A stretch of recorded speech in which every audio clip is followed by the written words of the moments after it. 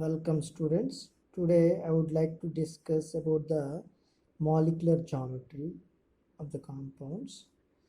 So all the competitive exams generally they will give the one molecule and they will ask you to find out the what is the geometry of that molecule, what is the bond angle, how many lone pairs are there, what is the geometry of that molecule. These type of questions will come. So based on that, how to identify very quickly and very easily, I will explain. Just look at this first compound, that first linear compound. Only two bond pairs are there, that is the sp hybridization, and the bond angle is 180, right?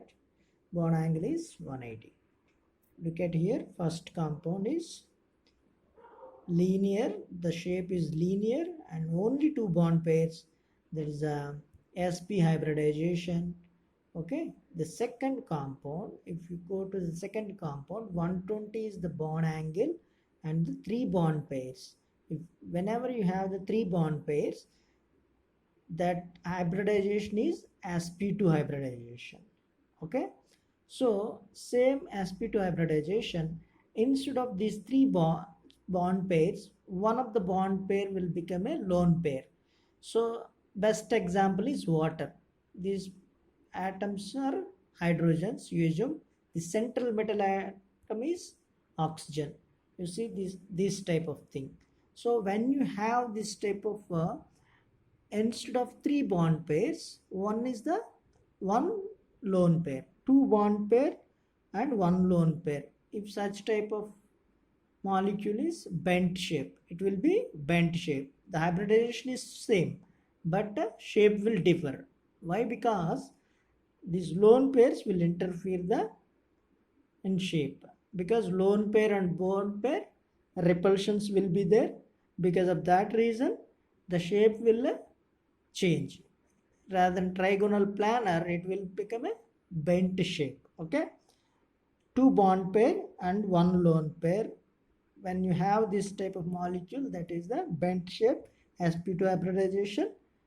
And move on to the third compound, that is when you have the four bond pairs, central metal atom having a four bond pairs, that is a tetrahedral in shape and sp3 hybridization, and one of the bond pair will become a one of the bond pair, if you remove and keep to one lone pair, even that is also sp3 only hybridization.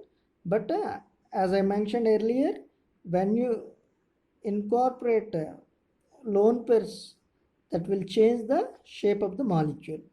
So in earlier four bond pairs means tetrahedral in shape. Now one of the bond pair is not there, instead of one bond pair, lone pair is there. When lone pair comes, the repulsions will come, lone pair and bond pair. Because of that reason, tetrahedral to it will convert it to trigonal pyramidal in shape. Best example for this is ammonia. NH3 is the best example for this molecule. Okay, three bond pair, one lone pair. Okay, with the three bond pair, one lone pair mean what is the shape? Trigonal bipyramidal. Same way, two lone pairs and two bond pairs, that is a bent shape, even though sp3 hybridization. Okay, bond angle 109, 5 degrees. Similarly, five bond pairs, when central metal having a five bond pairs, that is a trigonal bipyramidal. So from here to here, the first two atoms bond angle is 90 degrees. From here to here, the bond angle is 120 degrees. Okay, so five bond pairs, that's the reason dsp3 hybridization. Okay, so instead of five bond pairs, one of the bond pair you remove and keep to one lone pair, the shape will change. Trigonal bipyramidality, it will convert to seesaw shape. Four bond pair, one lone pair. Okay. Similarly, you remove one more bond pair and keep it a one more lone pair. Two lone pairs, three bond pairs. That is the T shape. You see, this is the T shape. Okay. Similarly, you remove one of the bond pair. Okay, two bond pairs and three lone pairs. Two bond pair, three lone pair. That is a linear in shape. Okay. See, first compound also linear because two bond pairs only. That is also linear in shape. Okay, sp. But here, what is the hybridization here? dsp3 is the hybridization. Okay. Similarly, central metal atom having a 6 bond pairs, the hybridization is d to sp3 hybridization. Okay, one of the bond pair you remove and you keep it one lone pair.